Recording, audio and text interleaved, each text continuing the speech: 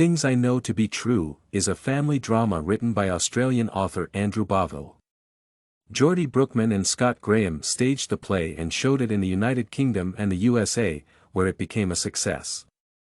An abundance of literary and dramatic devices, as well as special effects, draw the audience and critics' attention. This essay aims to discuss the use of monologues in the play and examine how this dramatic convention allowed the writer and producers to convey their visions. The theatre production starts with Rosie's speech, which plays a crucial role in the whole drama. It is not a traditional monologue because it features unusual directing decisions and special effects. Rosie tells about her trip around Europe and the first love that has broken her heart. She experiences strong emotions, and the directors enhance the effect by introducing movements and Rosie's interaction with other characters. In the beginning, she is standing alone, surrounded by complete darkness that underlines her isolation and sets a melancholic tone. The lack of movement creates a feeling of tension on stage. As the monologue progresses, someone's arms appear from the darkness and start embracing Rosie.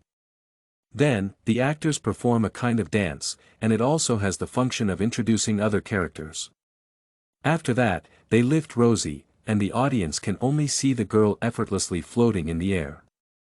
It seems as though memories and love have elevated Rosie's body and soul.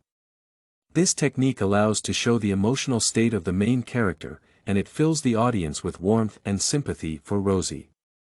It appears that by introducing physical interaction, the directors wanted to show and emphasize the connection between the characters. One of the devices in Rosie's monologue is the use of the present tense. It is noteworthy that Rosie switches from the past to the present tense while telling the story. The experience of traveling on her own, meeting people, and falling in love is important for Rosie, and memories about it are still fresh in her mind.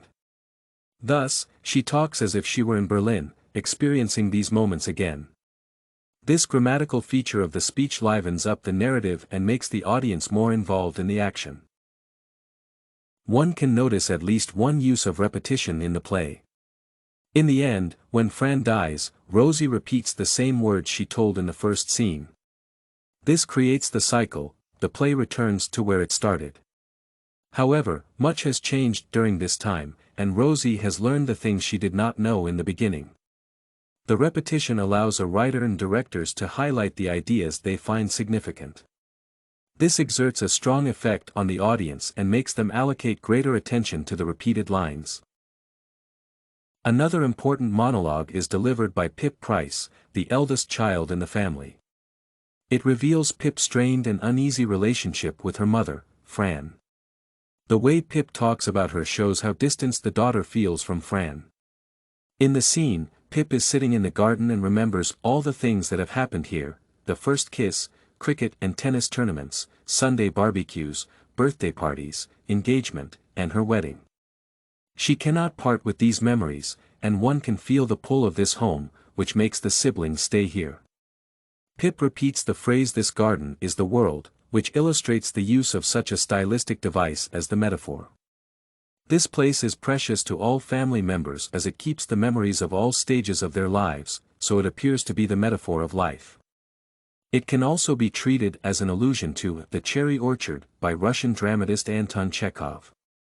In this play, the garden takes a central place, and the characters see the purpose and meaning of life in it.